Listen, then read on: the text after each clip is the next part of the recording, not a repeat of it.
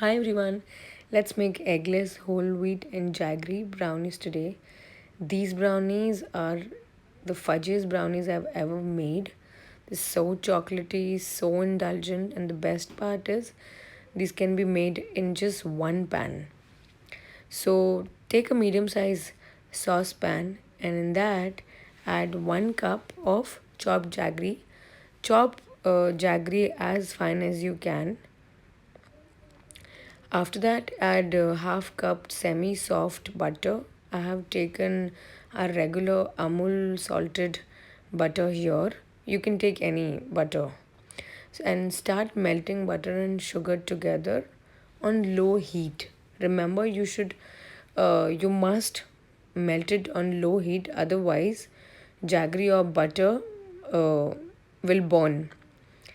Keep mixing it, it'll take some time, but it'll slowly come together and the jaggery will finally melt into the butter. Break down some lumps with whisk. Once jaggery has melted, turn off the gas and let it stand for 5 minutes so the temperature comes down a little bit. Then you add your chopped chocolate.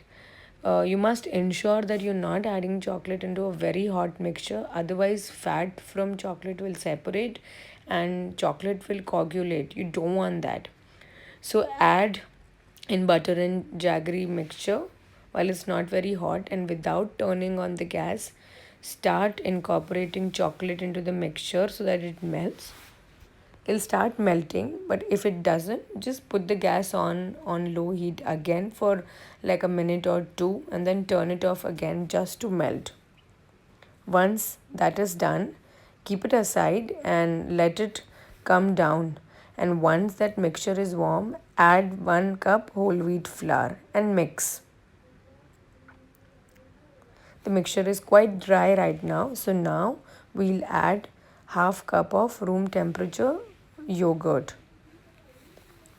And now give a good mix. The batter will start coming together. Mix, mix, mix. It's still slightly thick, so we're going to add little more yogurt. So add 1/4 cup more of yogurt. So in total, we have added 3/4 cup of yogurt. At this point, also add 1 teaspoon baking powder, and we're also going to add 2 tablespoon cocoa powder for that intense, nice dark chocolate flavor.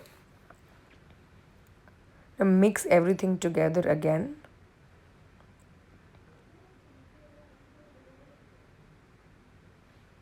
So remember, brownie is always very dense. You don't add too much baking powder. Rising agent has to be less, and also the batter will be quite thick and sticky.